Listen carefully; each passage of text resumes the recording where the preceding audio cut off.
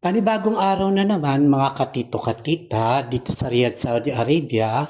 Noong mga oras na to ay kung mapapansin nyo ang mga Saudi kumakain sila na nakakamay at yung mga tinuturo nila sa testa napakalayo naman sa ginagawa ng mga kasambahay dito sa Saudi Arabia. Sana ang ituro nila sa TESDA yung mga bagay na ginagawa talaga kung sa Middle East o sa ang bansa man Europa, dapat yun ang mga tamang ituro.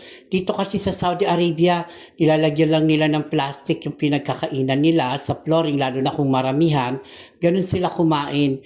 Ngayon yung iba nagkakamay, isipin yung mga bilyonaryo, mga trilyonaryo, mga prinsipe, mga dugong bughaw, kumakain na ng kakamay. Ganun sila, hindi sila maselan at hindi sila maarte na katulad sa atin sa Pilipinas.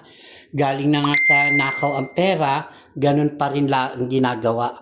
Kaya dito sa OFW, bilang isang OFW, alam namin yung ginagawa at buhay ng mga Saudi dito. Kaya nga sila umaasenso at yumayaman.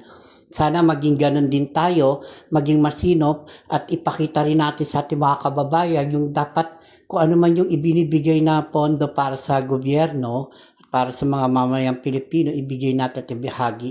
Kami mga bilang OFW nasasaktan din sa aming mga napapanood dahil napakasakit talaga. Kami nga bago namin kitain ng mga pera, pinaghihirapan namin, dugo at pawis at pagod namin yan. Minsan kulang kami sa tulog, tapos iwawaldas lang ng ganon, 'di ba? Nagbabayad din kami ng tax. Sana sa gobyerno ay maging mabuti sa lahat. Maraming salamat. God bless you all guys. Sabay pagpalain kayo ng Diyos. Bye!